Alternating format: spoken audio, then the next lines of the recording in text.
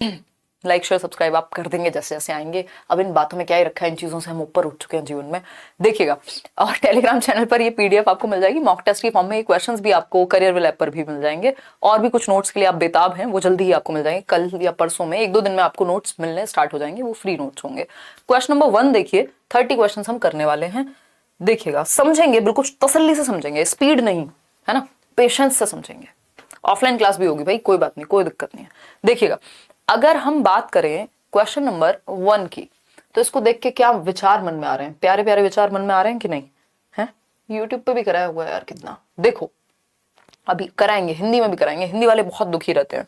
देखिए question number 1 है the direction and sequence, यानी दिशा और सीक्वेंस यानी चरण क्रम of development are similar for every child. हर बच्चे के लिए विकास की दिशा और उसका क्रम सेम रहता है, सभी के लिए सेम है ना। कोई भी बच्चा ऐसा नहीं है आपका बच्चा स्पेशल है तो वो चाइल्डहुड से सीधा ओल्ड एज में पहुंच जाएगा, पहले अडल्टहुड में पहुंचेगा, उससे भी पहले एडोलेसेंस में पहुंचेगा, है ना। तो एक क्रम है जो फिक्स्ड है, दुनिया भर में क्रम यूनिवर्सल है, सार्वभौमिक है पूरी दुनिया में, चाहे वो अमेरिका का बच्चा हो, इंडिया का हो, यूक्रेन का हो, कहीं का भी बच्चा हो, सीक्वेंस सेम है डेवलपमेंट का और डायरेक्शन भी सेम है। ऐसा नहीं है पहले बच्चा जो इंडिया का बच्चा है वो अपना पैरों से चल रहा है और अमेरिका का बच्चा है तो वो सर के बल चलता हो, ऐसा तो कुछ नहीं है ना, डायरेक्शन तो सभी के लिए सेम है। But each child develops at her own rate, यानी हर बच्चा अपने पेस पर अपनी गति से विकसित होता है, बशर्ते सीक्वेंस सेम है, डायरेक्शन सेम है। उसके बाद भी बच्चों में व्यक्तिगत विभिन्नताएं होती हैं। सारे बच्चों के दांत एग्जैक्ट सेम टाइम पे नहीं निकलेंगे, कुछ बच्चे जल्दी चलना शुरू कर देते हैं, कुछ चीजें जल्दी समझ जाते हैं, मतलब डिफरेंसेस हैं फिर भी। Which principle of child development does this illustrate?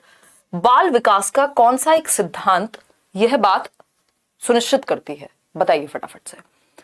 कुल मिला के पूछा यह है कि विकास की दिशा, दिशा आपको पता है डायरेक्शन के 2 प्रिंसिपल्स हैं, प्रॉपर पढ़ेंगे ऐसे नहीं पढ़ेंगे मजाक में, ठीक। एक है सेफेलोकॉर्डल जिसको स्रोत पदोन्मुखी कहते हैं, सर से पैर, हेड टू टो, यानी पहले बच्चा सर संभालना सीखेगा फिर पैर की तरफ उसका दिशा जाएगी विकास की। दूसरा है प्रॉक्सिमो डिस्टल, सेंटर से पेरिफेरी, कि बच्चा जो है वो सेंटर से बाहर की ओर, है ना, यानी केंद्र से भुजाओं की ओर। आपका इन उंगलियों पे कंट्रोल बाद में आएगा, पहले इन हाथों पे आएगा, उससे पहले भी आपका जो स्पाइनल कॉर्ड और हार्ट वगैरह है वो डेवलप होंगे। तो ये प्रिंसिपल ऑफ डायरेक्शन में आते हैं, हर बार क्वेश्चन आता है सेफेलोकॉर्डल और प्रॉक्सिमोडिस्टल, सभी के लिए सेम है डायरेक्शन। सीक्वेंस की अगर हम बात करते हैं, हमें पता है पहले इन्फेंसी है, शैशवावस्था जन्म से 2 वर्ष, फिर आएगा आपका चाइल्डहुड, उसमें भी अर्ली चाइल्डहुड पहले आएगा। अर्ली चाइल्डहुड क्या है? ये 2 से 6 वर्ष का समय है। फिर लेटर चाइल्डहुड आएगा LC, जिसको हम 6 से 12 वर्ष कह रहे हैं, समूह यानी गैंग एज वाली स्थिति है। और फिर आता है एडोलेसेंस, इतना ही आपके काम का है, इससे आगे आपको नहीं पढ़ना, यानी किशोर अवस्था 12 से 18 वर्ष, ठीक। ये सीक्वेंस दुनिया के हर बच्चे के लिए कॉमन है, कोई दिक्कत नहीं है, ठीक। तो ये कौन सा प्रिंसिपल है? कितने लोग सही उत्तर दे पा रहे हैं आप देखिए पोल में, ठीक। डिसकंटिन्यूटी की तो यहाँ बात ही नहीं हो रही है, वो स्टेजेस की बात करता है डिसकंटिन्यूटी। लीनियर होना है मतलब स्ट्रेट लाइन, एकदम रेखा में होना है विकास, यानी ऊपर नीचे कुछ नहीं होगा, बिल्कुल सेम गति से विकास चलेगा, ऐसा पॉसिबल नहीं है, गति में अंतर होता है। यूनिफॉर्मिटी यानी सभी के लिए सेम, तो ये बात नहीं है। इसका सिंपल मतलब क्या है? इंडिविजुअल डिफरेंसेस का प्रिंसिपल, यानी प्रिंसिपल ऑफ इंडिविजुअलिटी, पृथकता का सिद्धांत है। विकास में कुछ सिद्धांत पढ़ते हैं हम बाल विकास में, क्योंकि बाल विकास क्या है, एक बहुत बड़ी डेवलपमेंट अपने आप में ब्रॉड डोमेन है, तो इसको बेहतर तरीके से समझने के लिए हम कुछ प्रिंसिपल्स में इसको बांटा है छोटे छोटे, जैसे प्रिंसिपल ऑफ कॉन्टिन्यूटी यानी सततता का, कि जीवन भर लाइफ लॉन्ग चलेगा, principle of spiral development, principle of दुनिया भर के हेरिडिटी एंड एनवायरमेंट का जो प्रोडक्ट है, मैचुरेशन एंड लर्निंग का प्रोडक्ट है ना, इंटीग्रेशन, इंटर रिलेशन, ऐसे कुछ प्रिंसिपल्स हम पढ़ते हैं, ठीक है ना। चलिए आते हैं, समझते हैं चीजों को। तो आंसर क्या होगा? प्रिंसिपल ऑफ इंडिविजुअलिटी है, यानी व्यक्तिगत विभिन्नता फिर भी पाई जाती है, चाहे डायरेक्शन और सीक्वेंस सेम क्यों ना हो। क्वेश्चन नंबर 2 देखिएगा, क्वेश्चंस आज के अच्छे हैं, समझिएगा। 21 दिसंबर का ये पेपर 2 है, और पेपर 2 है इसका मतलब ये नहीं पेपर 1 वाले नहीं करेंगे, सिलेबस सेम है, ठीक। एक मिलेंगे, नोट्स मिल जाएंगे 1 आध दिन में, डोंट वरी। फोकस करो, क्वेश्चन का आंसर करो पोल में। असर्शन यानी कि कथन, रीजन क्या है इसका? तर्क। तो एक कथन है, उसका तर्क दिया हुआ है। पहला ऑप्शन है, it is difficult to make generalized claims about children and childhood because there is so much of multiplicity, यानी बच्चों और बचपन के बारे में सामान्यीकृत दावा करना कठिन है क्योंकि इसमें बहुत बहुलता या विविधता है। यानी चिल्ड्रन और चाइल्डहुड के बारे में हम जनरलाइज्ड क्लेम्स कर दें कि नहीं सभी बच्चों में ऐसा ही होता है, इसी समय पे होगा, मतलब सबके लिए एक जैसा बना दें, ये थोड़ा मुश्किल है। क्यों? क्योंकि बच्चों में डाइवर्सिटी है, मल्टीप्लिसिटी है, बहुलता है, विविधता है, डिफरेंस पाया जाता है। सीक्वेंस सेम होने के बाद भी रेट डिफरेंट है, दर अलग है, भिन्न है। सही बात है। रीजन यानी आर, इसका रीजन क्या है? Childhood is a socio cultural construct, यानी बचपन एक सामाजिक संस्कृत संकल्पना है। इसमें बहुत सारे लोग फंस जाते हैं, है ना, इसमें बहुत सारे लोग फंस जाते हैं कि बचपन क्या है? एक सामाजिक सांस्कृतिक कल्पना है, संकल्पना है, कॉन्सेप्ट है ना। ये बात फैक्ट है। हमने ये 2020 में या 2019 का एक क्वेश्चन है जिसमें ज्यादातर लोगों ने गलत आंसर किया है। ये बात क्या है कि समाज के द्वारा निर्मित एक संकल्पना है बचपन, नहीं तो आपके घर के बच्चे का बचपन और एक बिल्कुल गरीब व्यक्ति जिसको खाना नहीं मिल रहा उसके घर के बच्चे का बचपन बिल्कुल अलग है ना। तो आपके घर का बच्चा 10 साल की उम्र में भी ग्लास खुद से उठा के रखने को तैयार नहीं है और वहां पे वो बच्चा बलून बेच के अपना जीवन यापन कर रहा है। दैट मीन्स बचपन क्या हुआ? एक सामाजिक सांस्कृतिक संकल्पना हो गई। ठीक, तो ये बात तो सही है। इसलिए हम जनरलाइज्ड क्लेम्स नहीं लगा सकते कि सभी के लिए एक जैसी बात होगी। क्यों? क्योंकि इसमें व्यक्तिगत विभिन्नताएं हैं या फिर सामाजिक सांस्कृतिक परिकल्पना है, संकल्पना है जो बचपन है आपका। ठीक है, चलें आगे बढ़े। तो ये दोनों बातें सही हैं। Both A and R true, R is the correct explanation of A, यानी कथन भी सही है और इसका तर्क भी सही है कि भाई इसलिए नहीं लगा सकते क्योंकि सामाजिक संकृत संकल्पना है ये एक। ठीक, ऐसा नहीं कह सकते कि दोनों सही हैं बट एक्सप्लेनेशन सही नहीं। सही तो एक्सप्लेन किया है रीजन के द्वारा, गलत तो है ही नहीं। तो इस बार इस तरह के बहुत क्वेश्चंस आए हैं जिसमें ये स्टेटमेंट और उसका रीजन पूछा हुआ है। इसको अगर हम ठीक से समझ लेंगे, हमारे कॉन्सेप्ट अच्छे होंगे तो कोई दिक्कत नहीं है। कॉन्सेप्ट कहां से अच्छे होंगे? लेट्स लर्न पे भी बताया हुआ है, बैचेस में भी बात चल रही है और भी मैं कराऊंगी, तो वो वहां से हो जाएंगे। विच ऑफ द फॉलोइंग, देखो 60% से ज्यादा काम आपका वहीं खत्म हो गया अगर आपने क्वेश्चन ठीक से पढ़ के समझ लिया। फिर कम चांसेस है कि आप क्वेश्चन गलत करेंगे।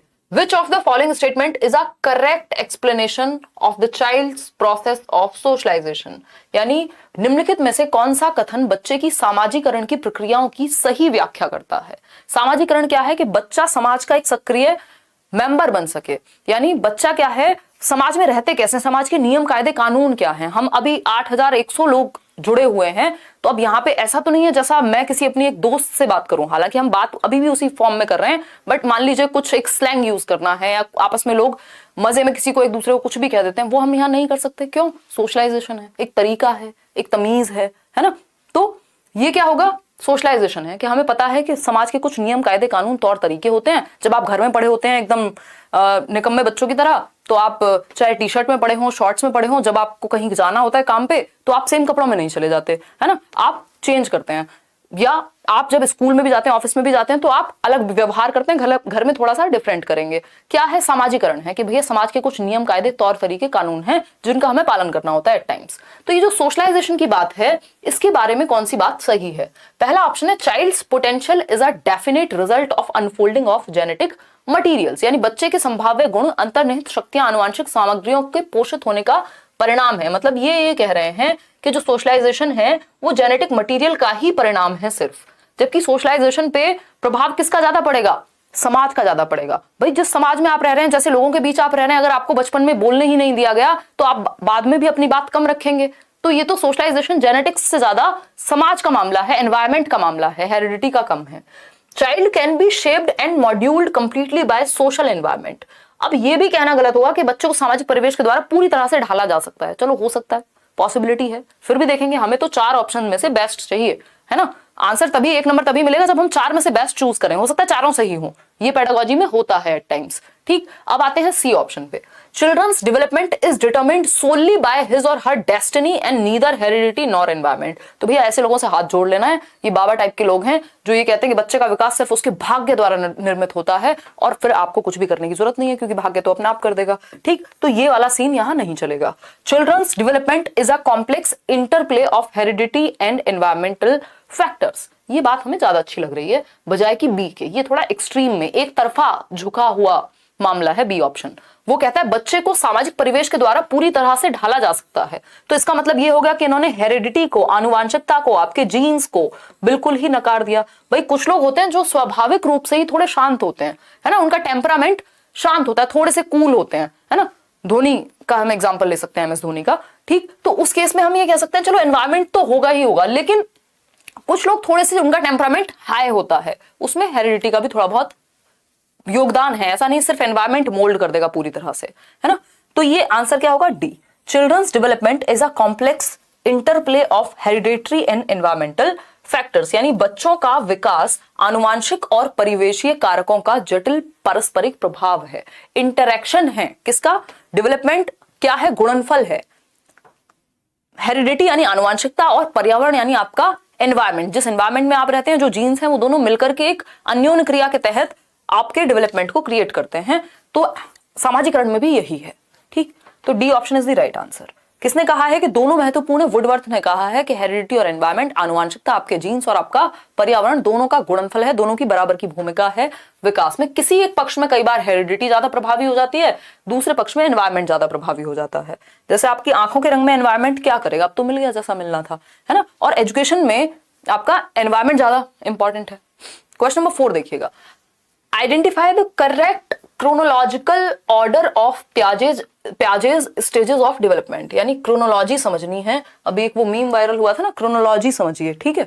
तो आपको क्या है, यहां सही चरण क्रम पहचानना है। प्याजे के विकास के सोपान सिद्धांत में सही क्रम क्या है, क्रोनोलॉजिकल ऑर्डर क्या है, यानी एज के अकॉर्डिंग स्टेजेस को कैसे बांटा गया है, उसकी बात अगर हम करें तो कौन सा एक ऑप्शन सही होगा? फटाफट से बताइए, जल्दी बताइएगा। देखिए, मेहनत कीजिए, पढ़ाई पे फोकस करिए यार, क्या फालतू फालतू कमेंट्स को छोड़ दीजिए। नोट्स जल्दी मिलेंगे, ठीक है ना। क्रोनोलॉजिकल ऑर्डर मैंने आपको बिल्कुल सिंपल फंडा बताया हुआ है, निमोनिक्स कहते हैं इसको। याद करने की एक टेक्निक होती है, यहां लिख लीजिए SPCF, ठीक। Sensory motor, pre operational, concrete operational, formal operational. Hindi वाले भी ऐसे याद रख लें, क्योंकि हिंदी में मल्टीपल नेम्स हो सकते हैं सब्जेक्ट में, लेकिन इंग्लिश में एक ही फिक्स नेम होता है ज्यादातर, ठीक है ना। हाँ, देख रहे हैं विनोद, मैम समझदारी से बात कर रहे हैं। अरे अभी भी तबीयत थोड़ी बेटर नहीं हुई है ना, तो देखिए, तो ये सम पीपल कांट फोकस से याद करवाया जाता है आपको SPCF, यानी कुछ लोग भाई ध्यान नहीं लगा पाते या नहीं लगा पा रहे हैं, अभी भी उनका ध्यान इधर उधर भटकता रहता है। ये तो हुई क्लास की बात, ये तुमने किया है ना, खतरनाक लोग हैं। देखिए, अगर हम बात करें तो ये निशा की ड्राइंग को साइड करेंगे, यहां फोकस करेंगे। SPCF, ये प्याजे की 4 स्टेजेस हैं, 4 स्टेजेस ऑफ जीन प्याजे हैं। ये आपको हमेशा ही काम देंगे अगर आप पहली बार देख रहे हैं तो, है ना। प्याजे ने जो अपनी 4 अवस्थाएं बताई हैं, किसकी? संज्ञानात्मक विकास की, कॉग्निटिव डेवलपमेंट की, कि बच्चे का जो संज्ञान है, उसकी जो बुद्धि है, उसकी जो मानसिक क्षमताओं का विकास है, वो इन 4 अवस्थाओं के द्वारा होता है, अलग अलग एज में, जैसे जैसे एज बढ़ती है। इसका हमने सिंपल फंडा बनाया हुआ है, some people, S for some people can't focus, है ना, उनका ध्यान लगता ही नहीं है, वो क्लास में बैठे होंगे और यादों में खोए होंगे किसी और की, ठीक है जी। तो सम पीपल कांट फोकस, हमें सिंपली यहां याद रखना है, ये S for sensory motor stage है, जिसको संवेदी गामक अवस्था बोलते हैं, और जिसका टाइम पीरियड क्या है, जन्म से 2 वर्ष है, ठीक। फिर आता है P, पीपल का जो P है, SP का प्री ऑपरेशनल, पूर्व संक्रियात्मक अवस्था, ये कब से कब तक है? 2 से 7 वर्ष तक, ठीक। फिर C से है कॉन्क्रीट ऑपरेशनल, मूर्त संक्रियात्मक अवस्था, ये 7 से 11 वर्ष तक। फिर आता है F फॉर फॉर्मल ऑपरेशनल, ये है आपकी 11 ईयर्स एंड अबव, ठीक। 4 स्टेजेस हैं, सिंपल सी बात है, कोई दिक्कत नहीं है, ठीक है ना। चलिए, तो इसमें आंसर क्या मार्क किया आपने? Concrete operational. भैया S से शुरू हो रही है कहानी, जब हमने समझ लिया SPCF, S कहां दिख रहा है? यहाँ कहीं भी S नहीं है, सिर्फ B ऑप्शन में, तो सिंपल 1 नंबर मिल गया, बात खत्म हो गई, है ना। संवेदी गामक, पूर्व संक्रियात्मक, मूर्त संक्रियात्मक और औपचारिक संक्रियात्मक। प्याजे पे हम चर्चा कर चुके हैं, एक और बार भी डिस्कस कर लेंगे यूट्यूब पे भी, डोंट वरी। आगे बढ़ेंगे, क्वेश्चन नंबर 5 देखिएगा एक बार। क्वेश्चन नंबर 5 क्या कहता है भाई? क्वेश्चन नंबर 5 कहता है, which of the following is a critique of Piaget's theory, प्याजे की थियरी का क्रिटिक कौन है, आलोचना कौन सी है प्याजे की थियरी की? जब हम बात कर रहे हैं तो कौन सा एक ऑप्शन प्याजे की आलोचना होगी? क्रिटिक तो दुनिया में आप ईश्वर बन जाइए, फिर भी आपको क्रिटिसाइज करने वाले लोग होंगे। तो प्याजे ने बहुत प्यारी थियरी दी है, बट कुछ ना कुछ कमी तो कहीं रह ही सकती है ना। समझिएगा एक बार, फटाफट से समझिएगा, हो जाएगी शोभित, टेंशन नहीं लेने का है, स्टाइल में रहने का, पढ़ाई करो मस्त, वो हो जाएगा, जो भी बैच में होना वो सब होगा, डोंट वरी। देखिएगा, बहुत सारे टीचर्स हैं आपका ध्यान रखने के लिए, अभी दीपावली जा चुकी है, और आपका पढ़ाई पे फोकस होना ही चाहिए, ठीक है ना। देखिएगा, अगर हम बात करें किसकी, पियाजे की थ्योरी की, क्रिटिक की, तो आपने अब तक जवाब दे दिया होगा। पढ़ते हैं। पहला ऑप्शन है, पियाजे did not believe children to be intelligent beings, यानी पियाजे का यह विश्वास नहीं था कि बच्चे बुद्धिमान होते हैं। तो क्या खाली बर्तन मान रहे थे पियाजे? नहीं, पियाजे तो कहते हैं लिटिल साइंटिस्ट है भैया, नन्हे वैज्ञानिक है, ये कह रहे हैं इंटेलिजेंट नहीं है ना। और पियाजे एक स्टेप आगे बात कर रहे थे कि भैया ये तो नन्हे वैज्ञानिक है ना, खोज करते रहते हैं, डिस्कवरी करते रहते हैं, तो ये तो बात हट गई। पियाजे underestimated the capacities of children in pre operational stage, पियाजे ने पूर्व संक्रियात्मक अवस्था में बच्चों की क्षमताओं को कम कर आंका या कमतर आंका, यानी ऐसा पूर्व संक्रियात्मक अवस्था में हो सकता है कि बच्चे जो हैं 2 से 7 वर्ष तक आते आते वो बहुत सारी क्षमताएं अपनी दिखानी शुरू कर दें, उनकी मेंटल प्रोसेसेस बेटर हो जाएं। तो पियाजे ने जो अनुमान लगाया कि इस स्टेज में इतनी ही चीजें होंगी, उसके भी आगे जा सकते हैं कुछ लोग, ये संभावना है।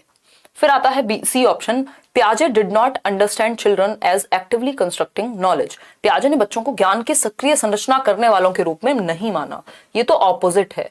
जबकि पियाजे ने कहा कि बच्चे एक्टिव कंस्ट्रक्टर्स ऑफ नॉलेज हैं। क्योंकि पियाजे एक रचनावादी हैं, कंस्ट्रक्टिविस्ट हैं, तो हर एक रचनावादी, चाहे वो पियाजे हो, वाइगॉस्की हो, ब्रूनर हो, वो ये कहेंगे कि भैया बच्चे ज्ञान का सृजन बिल्कुल सक्रिय रूप से एक्टिविटी करके, जो भी चीजें आप उसको दे दो वो अपने एनवायरमेंट में एक्टिविटी करता हुआ मिलेगा, कभी दीवारों पे कुछ लिखेगा, कभी कोई पेन मिल जाएगा उसको खोल के देखेगा, तो वो एक्टिवली नॉलेज को बिल्ड करते हैं, बच्चे एक्टिविटी करके सीखते हैं, इन शॉर्ट। डी ऑप्शन है, पियाजे viewed the process of development as continuous, जबकि पियाजे ने कैसे देखा विकास की प्रक्रिया को, डिसकॉन्टिन्यूअस। कॉन्टिन्यूअस क्या होता है, जो लोग एज की परवाह नहीं करते, जैसे वाइगॉस्की, तो वाइगॉस्की ने कॉन्टिन्यूअस देखा है। जब पियाजे ने कॉन्टिन्यूअस देखा ही नहीं, तो ये तो क्रिटिसिज्म हो ही नहीं सकता।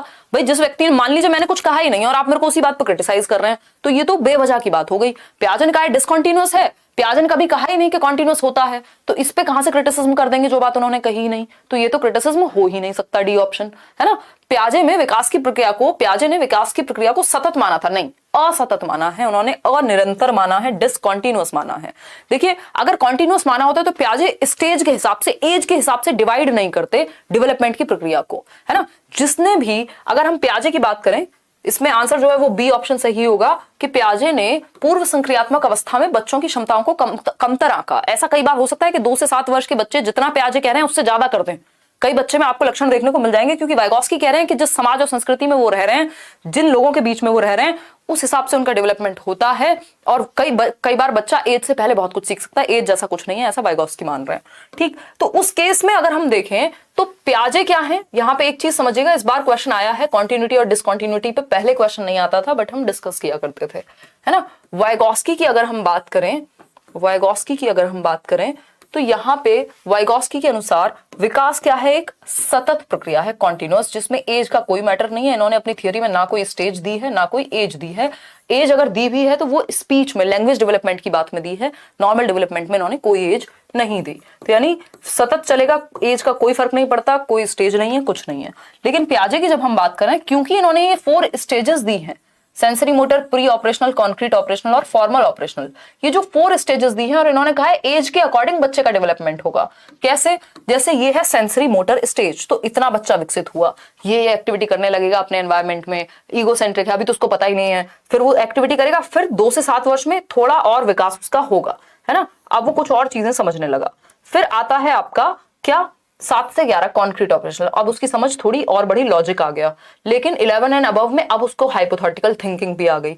तो ये पियाजे हैं, ये कॉन्टिन्यूअस दिख रहा है आपको, नहीं, वाइगॉस्की कह रहे हैं भैया कॉन्टिन्यूअस है ना, आगे बढ़ता जा रहा है, सीखेगा, समाज है, संस्कृति है, वॉट एवर इट इज। इन्होंने यहाँ पे स्टेज दे करके ये सिंपल कर दिया कि 0 to 2 में इतना, 2 से 7 में इतना, 7 से 11 में इतना, 11 से 15 में इतना। तो ये क्या है, ये डिसकॉन्टिन्यूटी है कि ये क्वेश्चन में आया हुआ है, पहले पूछ चुका है सीटेट में, ये चार्ट बना के पूछ चुका है। तो ये आपको पता होना चाहिए कि भाई पियाजे कह रहे हैं कि विकास क्या है, डिसकॉन्टिन्यूअस है, असतत है, अलग अलग अवस्था में अलग अलग होगा, इतना इस अवस्था में, उतना इस अवस्था में, यानी डिसकॉन्टिन्यूटी होती है। देख रहे हैं ना, हर स्टेज में ब्रेक्स आ गए, जो भी स्टेज देगा वो डिसकॉन्टिन्यूटी की बात करेगा। ठीक, तो हम ये कहेंगे कि पियाजे डिसकॉन्टिन्यूअस डेवलपमेंट की बात करेंगे, वाइगॉस्की कॉन्टिन्यूअस की बात करेंगे। क्योंकि पियाजे अब एज की बात कर रहे हैं, तो ऐसा भी हो सकता है, कई एक्सेप्शन, कई बच्चे ऐसे हों जो 2 से 7, मान लीजिए कोई चीज थी, लॉजिक था 7 से 11 में आना था, किसी बच्चे में 5 से 6 वर्ष में ही आ गया, तो उन्होंने 2 से 7 वर्ष वाली जो प्री ऑपरेशनल स्टेज है उसको कमतर आंका है, ऐसा कहा जा सकता है। ये इनका क्रिटिसिज्म बन सकता है, बी ऑप्शन। अगर ऐसा नहीं होता तो फिर तो मेरी उम्र जो है वो 52 साल होनी चाहिए थी, तभी मैं आपके साथ डिस्कशन के लायक हो पाती, है ना। तो वाइगॉस्की कह रहे हैं एज मैटर नहीं करती, जिस समाज, जिस संस्कृति, जिस तरह से आप अपने आप को मौका दे रहे हैं वैसे आप डेवलप होंगे। क्वेश्चन नंबर 6 देखिए, as per Lawrence Kohlberg. Lawrence Kohlberg की जब हम बात कर रहे हैं, लॉरेंस कोहलबर्ग याद है आपको, नैतिकता की बात करते हैं, सही और गलत की बात करते हैं, है ना। भाई झूठ बोलना गलत बात है, सच बोलना अच्छी बात है, इस तरह की मॉरलिटी क्या है, नैतिकता, सही और गलत का हमें आभास कराने वाले कुछ प्रिंसिपल्स होते हैं जिनको हम मॉरल प्रिंसिपल्स कहते हैं, राइट और रॉन्ग। अगर ये मॉरल प्रिंसिपल्स नहीं होंगे तो कुछ और सही और गलत बचेगा नहीं दुनिया में, ठीक। तो ये जो मॉरल रीजनिंग या मॉरल डेवलपमेंट की इन्होंने बात की है, नैतिक विकास की थियरी दी है। Children's moral reasoning is controlled by external rewards और पनिशमेंट इन विच स्टेज। यानी लॉरेंस कोहलबर्ग के अनुसार बच्चों का नैतिक चिंतन बाह्य पुरस्कार और दंड द्वारा किस स्तर में नियंत्रित होता है। यानी एक्सटर्नल रिवॉर्ड, अगर मम्मी चॉकलेट देंगी तो भैया मैं काम करूंगा या करूंगी, होमवर्क करूंगा या करूंगी, अगर नहीं दे रही हैं तो कोई बात नहीं, ठीक। पुरस्कार, दंड क्या हो सकता है, भैया दंड मिलेगा इसलिए होमवर्क कर लो, कल टीचर सबके सामने बेइज्जती करने वाली है या करने वाले हैं, ठीक। तो ये क्या है, दंड से बच रहे हैं या तो हम, या फिर पुरस्कार के लिए काम कर रहे हैं। और ज्यादातर दुनिया ऐसे ही काम कर रही है, अभी भी हम बड़े हो जाते हैं तब भी हम सुधरते नहीं है, है ना। हमारा ध्यान वही रहता है, या तो हम डर की वजह से किसी काम को करते हैं या फिर हमें कुछ लालच होता है, ठीक ना, फियर और ग्रीड एक तरह से। तो ये कौन सी स्टेज होनी चाहिए कायदे में, बताइए जरा। प्री कन्वेंशनल, लेवल 3 दिए हैं उन्होंने, प्री कन्वेंशनल, कन्वेंशनल और पोस्ट कन्वेंशनल। रिलेटिविज्म की यहां कोई जगह नहीं है। तो ये है स्तर प्री कन्वेंशनल, सबसे पहला स्तर है ये, जब बच्चा छोटा है, स्कूल वाला बच्चा है ये, ठीक, लेकिन जान नहीं रहा लोगों का, ठीक। तो प्री कन्वेंशनल क्या है, ये पूर्व पारंपरिक अवस्था है जिसमें 2 स्टेजेस हैं, एक है पनिशमेंट एंड ओबीडियंस, यानी आप दंड से बचने के लिए आज्ञा का पालन करते हैं, काम कर लो, खाना खा लो पूरा, नहीं तो मम्मी पनिशमेंट देंगी। तो पनिशमेंट एंड ओबीडियंस, आज्ञा पालन किस लिए, पनिशमेंट से बचने के लिए। दूसरी स्टेज क्या है इसमें, दूसरी स्टेज है म्यूचुअल एक्सचेंज की, टिट फॉर टैट की, कि भैया मैंने आपको चॉकलेट दी तो आपको भी मुझे कुछ देना पड़ेगा बदले में, ऐसे थोड़ी होता है। मैं आपके बर्थडे पे गिफ्ट लेके आया था, आपने दिया नहीं, ठीक। तो ये दंड से बचने के लिए या तो पुरस्कार पाने के लिए। ये लेवल 1 है। कन्वेंशनल, पोस्ट कन्वेंशनल अलग हो जाते हैं। यहाँ पे फिर good boy good girl orientation आएगी, अच्छा लड़का अच्छी लड़की अभिविन्यास, उसको छोड़ देते हैं नेक्स्ट टाइम के लिए। तो A option is the right answer, कि वो टाइम जहां एक्सटर्नल रिवॉर्ड और पनिशमेंट, यानी टोटली आपके अपने दिमाग में कुछ सही और गलत नहीं है। जिस चीज से समाज में दंड मिलता हो वो गलत है, जिस चीज से पुरस्कार मिलता हो वो सही है। ये है पहला स्तर, प्री कन्वेंशनल लेवल। एक्सटर्नली आपकी पूरी मॉरलिटी निर्धारित होती है। क्वेश्चन नंबर 7 देखिएगा। क्वेश्चन नंबर 7 क्या कहता है, अगर आप ये सेशंस ठीक से समझ लेते हैं, क्योंकि ये सिर्फ आंसर नहीं मैं आपको बता रही हूं, आप आंसर दे रहे हैं, अपने आप को असेस कर रहे हैं पोल में, लेकिन यही प्रॉपर एनालिसिस है।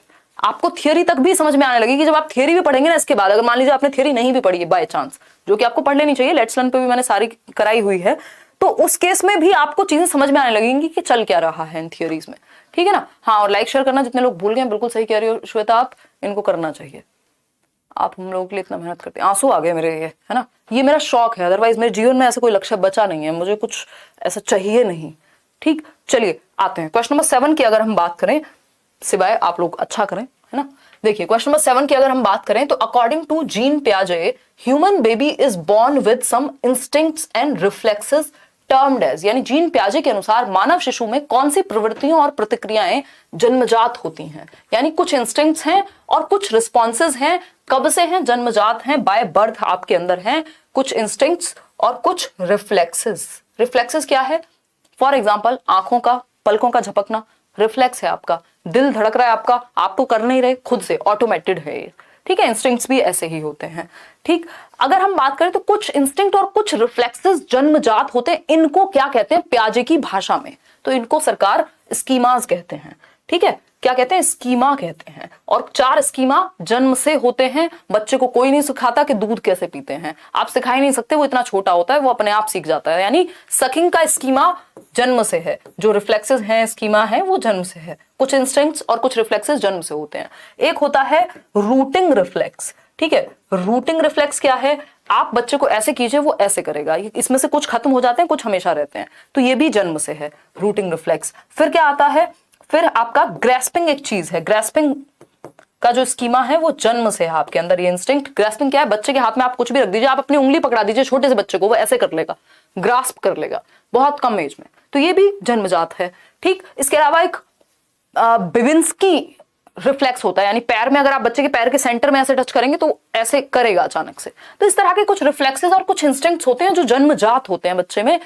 इनको पियाजे ने स्कीमा कहा है ना, इनको स्कीमा कहा है। कुछ बात तक रह जाते हैं, जैसे आपका दिल का धड़कना, आंखों का झपकना, वो हमेशा के लिए है, कुछ टाइम के साथ खत्म हो जाते हैं लेकिन होते हैं। ठीक है ना। माइंड मैपिंग क्यों नहीं होगा, सौरभ पूछ रहे हैं। सौरभ बहुत ही अच्छा सवाल है, लेकिन हम निराश हैं कि आपने ये पूछा। चलिए समझते हैं। एकोमोडेशन अलग ही कहानी हो गई, वो तो स्कीमा को अपडेट करने में काम आएगा, एकोमोडेशन और एसिमुलेशन। ऑपरेशंस होती हैं मेंटल प्रक्रियाएं, है ना, मेंटल एक्टिविटीज को ऑपरेशन कहते हैं, जो ऑपरेशन का मतलब है जैसे प्री ऑपरेशनल, तो लॉजिक या एक्टिविटीज। ठीक, बात है माइंड मैप में, डाउट है सौरभ जी को।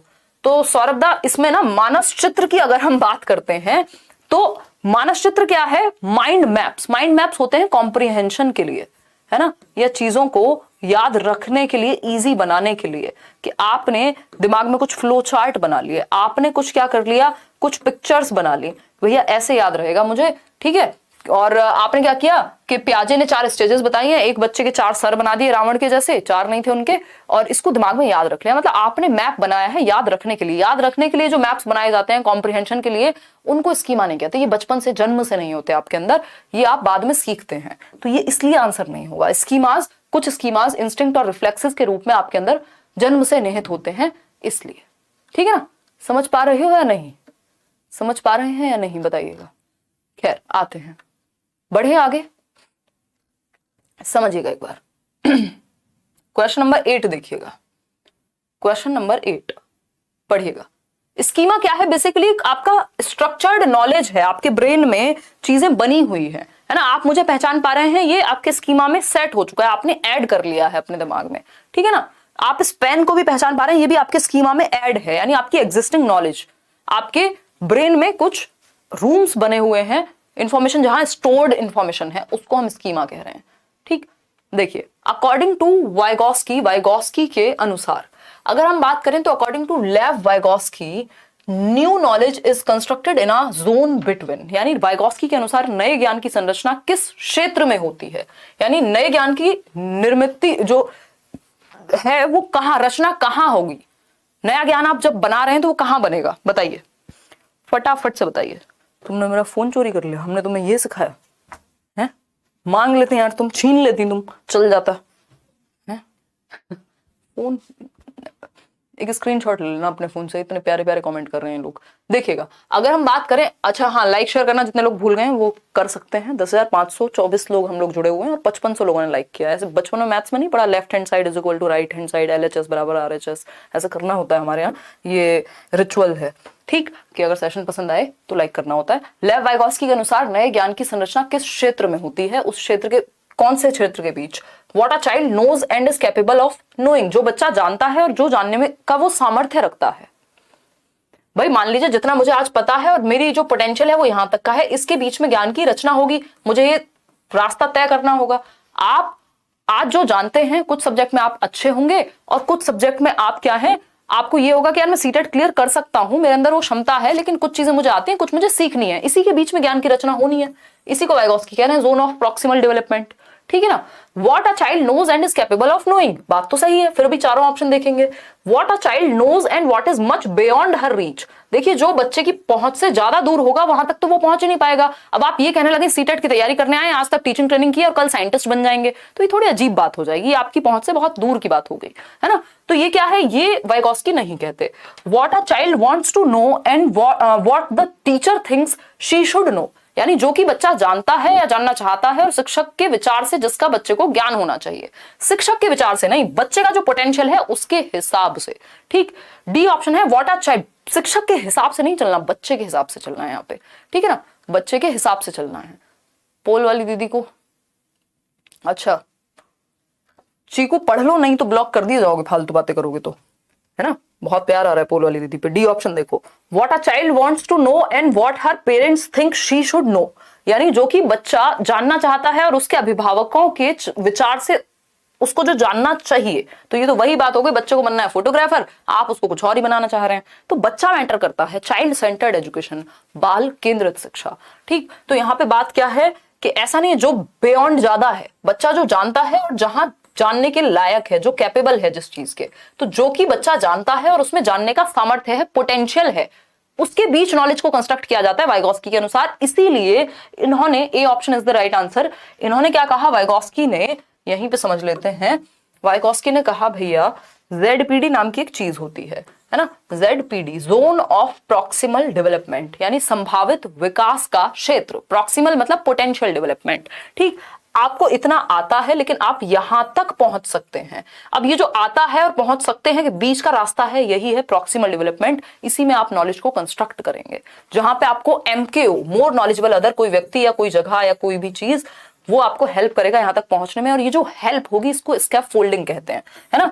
मान लीजिए मैं आपके लिए MKO का काम कर रही होंगी, अभी जिस चीज में आपको समझने में समस्या है उसमें मैं आपको हेल्प कर रही हूं। ये जो हेल्प है, इस हेल्प की प्रोसेस को स्कैफोल्डिंग कहते हैं, है ना। इसको हम मचान कहते हैं। ठीक, ये जो प्रोसेस ऑफ हेल्प है इसको स्कैफोल्डिंग कहते हैं। कई लोग MKO और स्कैफोल्डिंग में कंफ्यूज रहते हैं। तो MKO कोई भी व्यक्ति या कोई भी टेक्नोलॉजी हो सकती है, और स्कैफोल्डिंग वो प्रोसेस है जो मदद की प्रक्रिया है।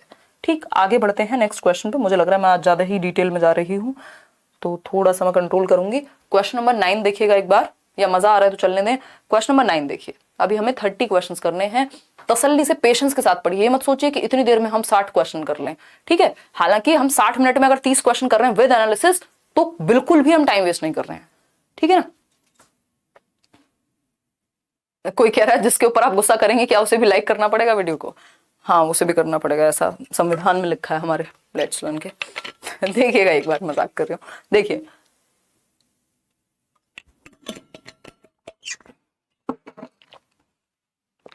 क्वेश्चन नंबर 9 देखिए क्या कहता है क्वेश्चन नंबर 9।